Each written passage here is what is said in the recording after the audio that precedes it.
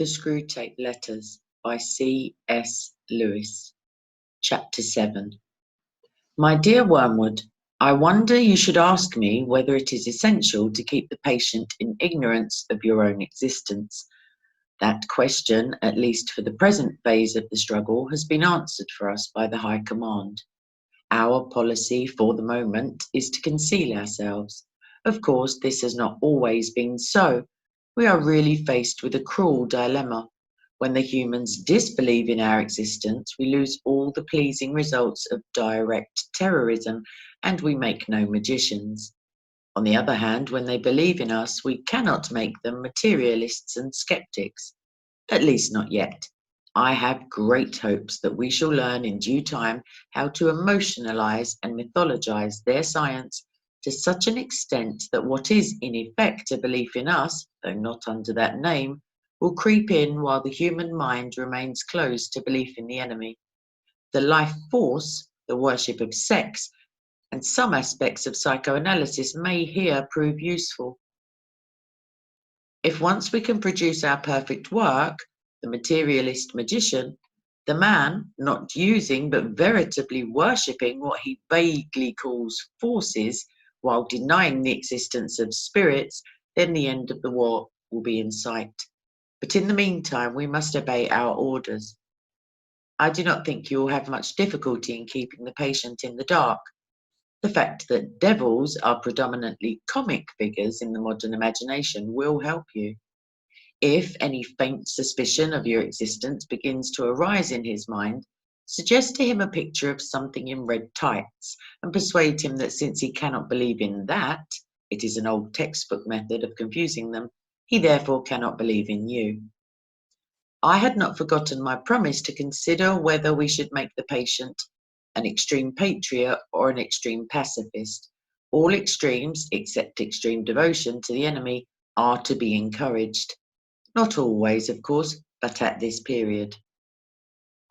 Some ages are lukewarm and complacent, and then it is our business to soothe them yet faster asleep. Other ages, of which the present is one, are unbalanced and prone to faction, and it is our business to inflame them.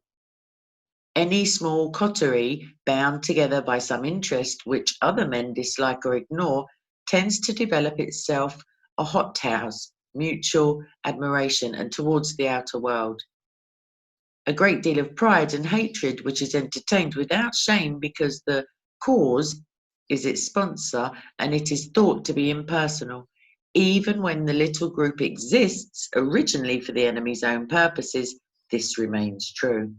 We want the church to be small, not only that fewer men may know the enemy, but also that those who do may acquire the uneasy intensity and the defensive self-righteousness of a secret society or clique. The church herself is, of course, heavily defended, and we have never yet quite succeeded in giving her all the characteristics of a faction, but subordinate factions within her have often produced admirable results, from the parties of Paul and of Apollos at Corinth down to the high and low parties in the Church of England. If your patient can be induced to become a conscientious objector, he will automatically find himself one of a small, vocalized group, and the effects on him, on one so new to Christianity, will also almost certainly be good, but only almost certainly. Has he had serious doubts about the lawfulness of serving in a just war before this present war began? Is he a man of great physical courage, so great that he will have no half-conscious misgivings about the real motives of his pacifism? Can he, when nearest to honesty, no human is ever very near, feel fully convinced that he is actuated wholly by the desire to obey the enemy? If he is that sort of man, his pacifism will probably not do us much good, and the enemy will probably protect him from the usual consequences of belonging to a sect. Your best plan in this case would be to attempt a sudden, confused, emotional crisis from which he might emerge as an uneasy convert to patriotism. Such things can often be managed. But if he is the man I take him to be, try pacifism. Whichever he adopts, your main task will be the same, Let him begin by treating the patriotism or the pacifism as a part of his religion. Then let him, under the influence of partisan spirit, come to regard it as the most important part. Then quietly and gradually nurse him on to the stage at which the religion becomes merely a part of the cause, in which Christianity is valued chiefly because of the excellent arguments it can produce in favour of the British war effort or of pacifism. The attitude which you want to guard against is that in which temporal affairs are treated primarily as material for obedience. Once you have made the world an end and faith a means, you have almost won your man, and it makes very little difference what kind of worldly end he is pursuing. Provided that meetings, pamphlets, policies, movements, causes, and crusades matter more to him than prayers and sacraments and charity, he is ours. And the more religious, on those terms, the more securely ours. I could show you a pretty cageful down here. Your affectionate uncle, Screwtape.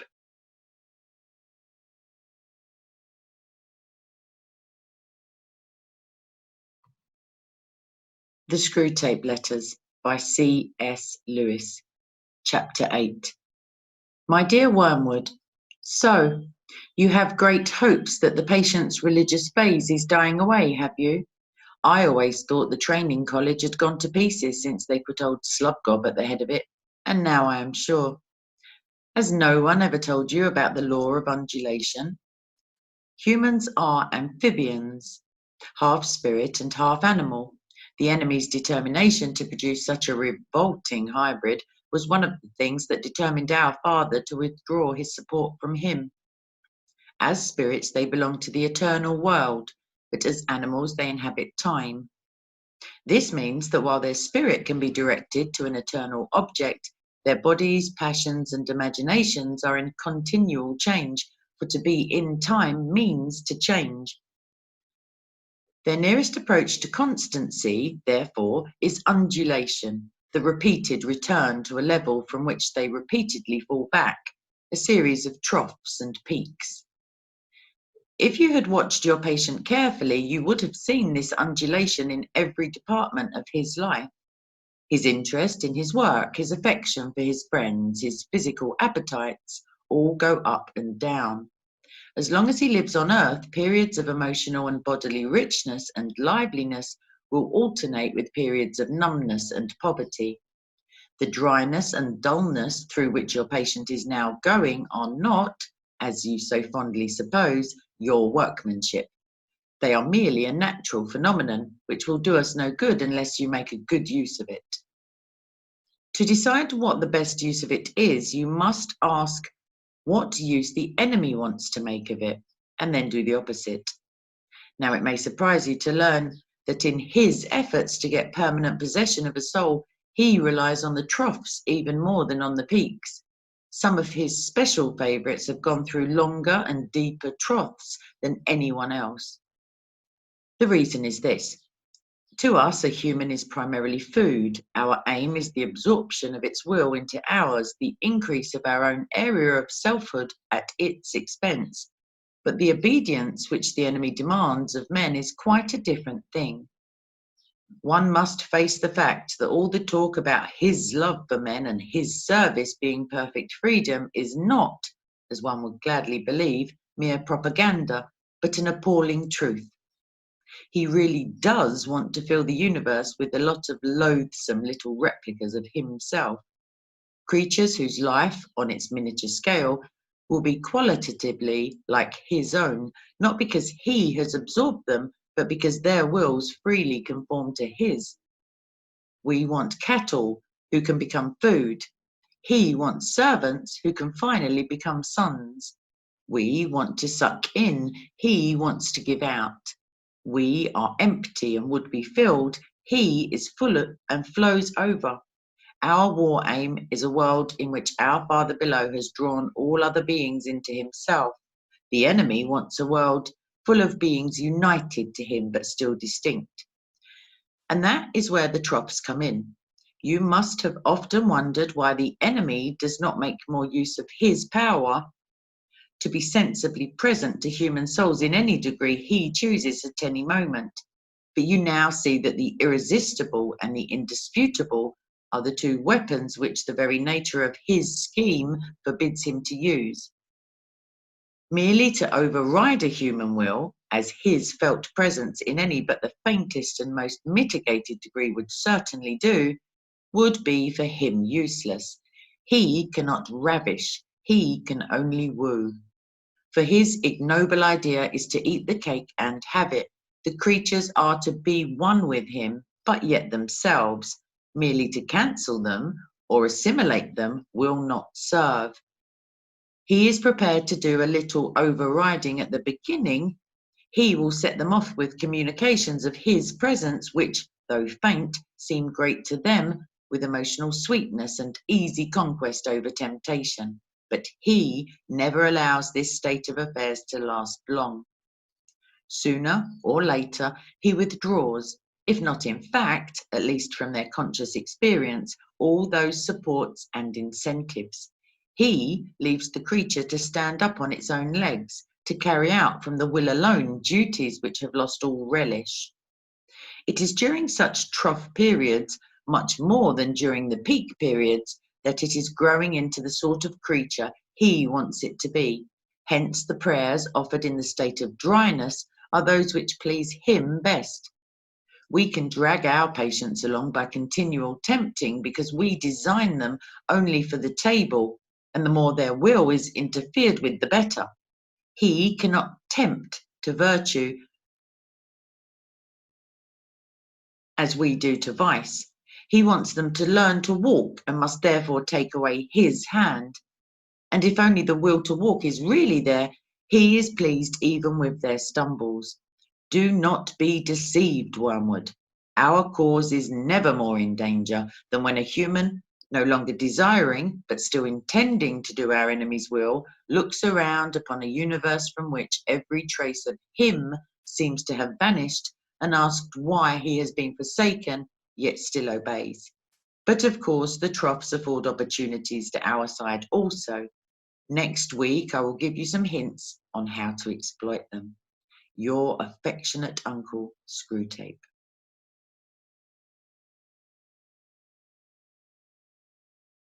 The Screwtape Letters by C.S. Lewis. Chapter 9.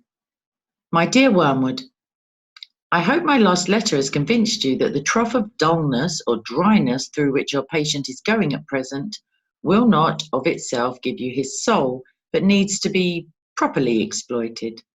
What forms the exploitation should take, I will now consider. In the first place, I've always found that the trough periods of the human undulation provide excellent opportunity for all sensual temptations, particularly those of sex. This may surprise you because, of course, there is more physical energy and therefore more potential appetite at the peak periods. But you must remember that the powers of resistance are then also at their highest. The health and spirits which you want to use in producing lust can also, alas, be verily used for work or play or thought or innocuous merriment.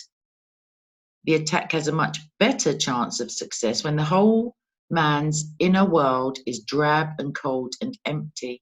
And it is also to be noted that the trough sexuality is subtly different in quality from that of the peak, much less likely to lead to the milk and water phenomenon, which the humans call being in love, much more easily drawn into perversions, much less contaminated by those generous and imaginative and even spiritual concomitants which often render human sexuality so disappointing. It is the same with other desires of the flesh. You are much more likely to make your man a sound drunkard by pressing drink on him as an anodyne when he is dull and weary, than by encouraging him to use it as a means of merriment among his friends when he is happy and expansive. Never forget that when we are dealing with any pleasure in its healthy and normal and satisfying form, we are, in a sense, on the enemy's ground. I know we have won many a soul through pleasure. All the same, It is his invention, not ours. He made the pleasures. All our research so far has not enabled us to produce one. All we can do is to encourage the humans to take the pleasures which our enemy has produced at times or in ways or in degrees which he has forbidden. Hence, we always try to work away from the natural condition of any pleasure to that in which it is least natural, least redolent of its maker, and least pleasurable. An ever-increasing craving for an ever-diminishing pleasure is the formula. It is more certain and it's better style. To get the man's soul and give him nothing in return, that is what really gladdens our Father's heart. And the troughs are the time for beginning the process. But there is an even better way of exploiting the trough. I mean through the patient's own thoughts about it. As always, the first step is to keep knowledge out of his mind. Do not let him suspect the law of undulation. Let him assume that the first ardours of his conversion might have been expected to last and ought to have lasted forever, and that his present dryness is an equally permanent condition. Having once got this misconception well fixed in his head, you may then proceed in various ways. It all depends on whether your man is of the desponding type, who can be tempted to despair, or of the wishful thinking type, who can be assured that all is well. The former type is getting rare among the humans. If your patient should happen to belong to it, everything is easy. You have only got to keep him out of the way of experienced Christians, an easy task nowadays, to direct his attention to the appropriate passages in Scripture, and then to set him to work on the desperate design of recovering his old feelings by sheer willpower, and the game is ours. If he is of the more hopeful type, your job is to make him acquiesce in the present low temperature of his spirit and gradually become content with it, persuading himself that it is not so low after all. In a week or two, you'll be making him doubt whether the first days of his Christianity were not, perhaps, a little excessive. Talk to him about moderation in all things. If you can get him to the point of thinking that religion is all very well up until a point, you can feel quite happy about his soul. A moderated religion is as good for us as no religion at all, and more amusing. Another possibility is that of direct attack on his faith. When you have caused him to assume that the trough is permanent, can you not persuade him that his religious phase is just going to die away like all his previous phases? Of course, there is no conceivable way of getting by reason from the proposition, I'm losing interest in this, to the proposition, this is false. But as I said before, it is jargon, not reason, you must rely upon. The mere word phase will very likely do the trick. I assume that the creature has been through several of them before, they all have, and that he always feels superior and patronizing to the ones he has emerged from, not because he has really criticized them, but simply because they're in the past. You keep him well fed on hazy ideas of progress and development and the historical point of view, I trust, and give him lots of modern biographies to read. The people in them are always emerging from phases, aren't they? You see the idea? Keep his mind off the plain antithesis between true and false. Nice shadowy expressions. It was a phase. I've been through all that.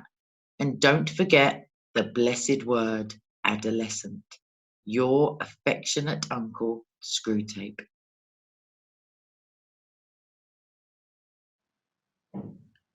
The Screwtape Letters by C.S. Lewis, Chapter 10. My dear Wormwood, I was delighted to hear from Triptweeze that your patient has made some very desirable new acquaintances and that you seem to have used this event in a really promising manner. I gather that the middle-aged married couple who called at his office are just the sort of people we want him to know: rich, smart, superficially intellectual, and brightly sceptical about everything in the world.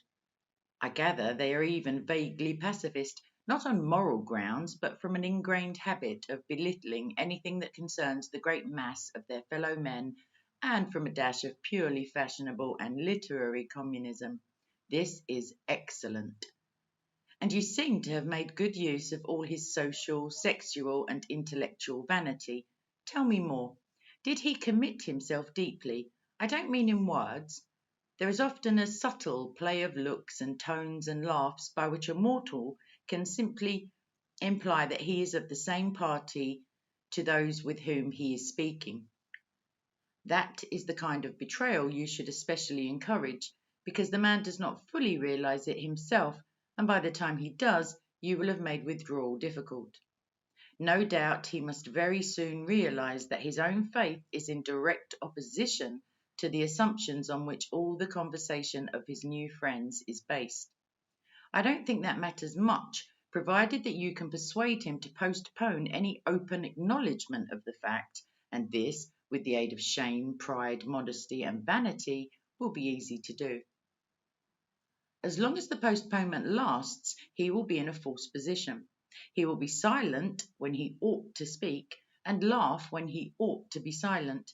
He will assume, at first only by his manner, but presently by his words, all sorts of cynical and sceptical attitudes which are not really his. But if you play him well, they may become his. All mortals tend to turn into the thing they are pretending to be. This is elementary. The real question is how to prepare for the enemy's counterattack. The first thing is to delay as long as possible the moment at which he realizes this new pleasure as a temptation. Since the enemy's servants have been preaching about the world as one of the great standard temptations for 2,000 years, this might seem difficult to do, but fortunately, they have said very little about it for the last few decades. In modern Christian writings, though I see much, indeed more than I like, about mammon, I see few of the old warnings about worldly vanities, the choice of friends, and the value of time.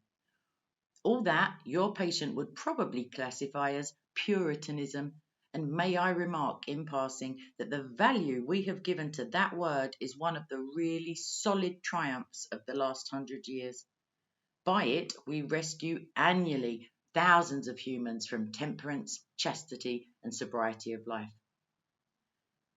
Sooner or later, however, the real nature of his new friends must become clear to him, and then your tactics must depend on the patient's intelligence.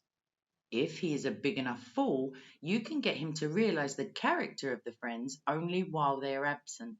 Their presence can be made to sweep away all criticism. If this succeeds, he can be induced to live, as I have known many humans live, for quite long periods, two parallel lives. He will not only appear to be, but actually be a different man in each of the circles he frequents. Failing this, there is a subtler and more entertaining method.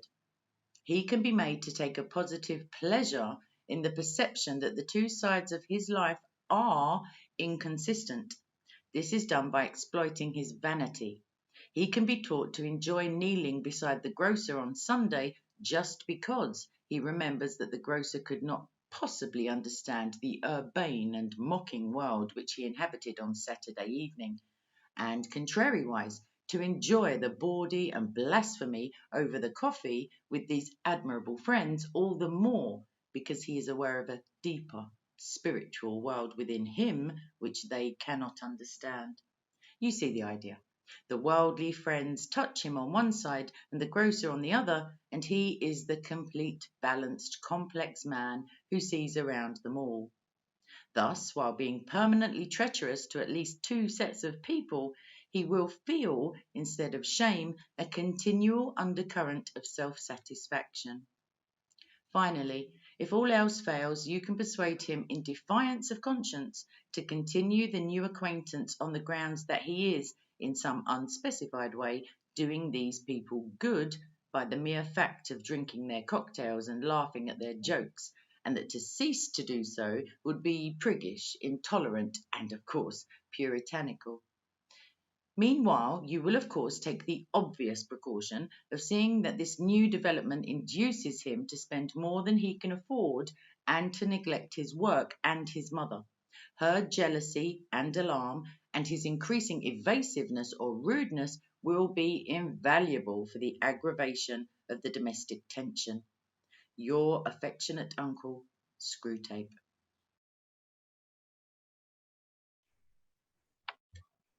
The Screwtape Letters by C.S. Lewis. Chapter 11. My dear Wormwood, everything is clearly going very well. I'm especially glad to hear that the two new friends have now made him acquainted with their whole set. All these, as I find from the record office, are thoroughly reliable people, steady, consistent scoffers and worldlings who, without any spectacular crimes, are progressing quietly and comfortably towards our Father's house. You speak of there being great laughers. I trust this does not mean that you are under the impression that laughter as such is always in our favour. The point is worth some attention. I divide the causes of human laughter into joy, fun, the joke proper, and flippancy. You will see the first among friends and lovers reunited on the eve of a holiday. Among adults, some pretext in the way of jokes is usually provided, but the facility with which the smallest witticisms produce laughter at such a time shows that they are not the real cause. What that real cause is, we do not know. Something like it is expressed in much of that detestable art which the humans call music, and something like it occurs in heaven, a meaningless acceleration in the rhythm of celestial experience quite opaque to us. Laughter of this kind does us no good and should always be discouraged. Besides, the phenomenon is of itself disgusting and a direct insult to the realism, dignity, and austerity of hell. Fun is closely related to joy, a sort of emotional froth arising from the play instinct. It is very little use to us. It can sometimes be used, of course, to divert humans from something else which the enemy would like them to be feeling or doing. But in itself, it has wholly undesirable tendencies. It promotes charity, courage, contentment, and many other evils. The joke proper, which turns on sudden perception of incongruity, is a much more promising field. I am not thinking primarily of indecent or bawdy humour, which, though much relied upon by second-rate tempters, is often disappointing in its results. The truth is that humans are pretty clearly divided on this matter into two classes. There are some to whom no passion is as serious as lust, and for whom an indecent story ceases to produce lasciviousness precisely insofar as it becomes funny. There are others in whom laughter and lust are excited at the same moment and by the same things. The first sort joke about sex because it gives rise to many incongruities. The second cultivate incongruities because they afford a pretext for talking about sex. If your man is of the first type, bawdy humour will not help you. I shall never forget the hours which I wasted, hours to me of unbearable tedium, with one of my early patients in bars and smoking rooms before I learned this rule. Find out which group the patient belongs to and see that he does not find out. The real use of jokes or humour is in quite a different direction, and it is specially promising among the English, who take their sense of humour so seriously that a deficiency in this sense is almost the only deficiency at which they feel shame. Humour is for them the all-consoling and, mark this, the all-excusing grace of life. Hence it is invaluable as a means of destroying shame. If a man simply lets others pay for him, he is mean. If he boasts of it in a jocular manner and twits his fellows with having been scored off, he is no longer mean, but a comical fellow.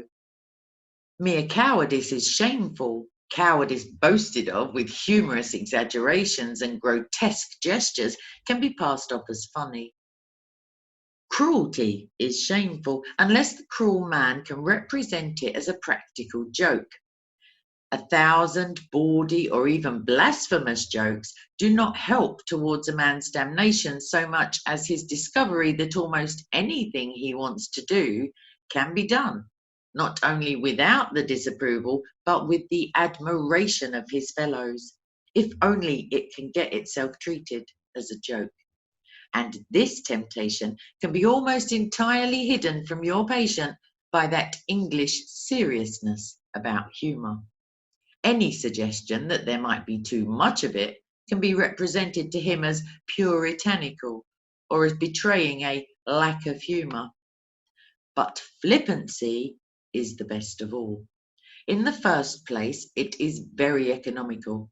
Only a clever human can make a real joke about virtue, or indeed about anything else. Any of them can be trained to talk as if virtue were funny. Among flippant people, the joke is always assumed to have been made. No one actually makes it, but every serious subject is discussed in a manner which implies that they have already found a ridiculous side to it. If prolonged, the habit of flippancy builds up around a man the finest armour plating against the enemy that I know of, and it is quite free from the dangers inherent in the other sources of laughter. It is 1,000 miles away from joy. It deadens instead of sharpening the intellect, and it excites no affection between those who practice it. Your affectionate uncle, Screwtape.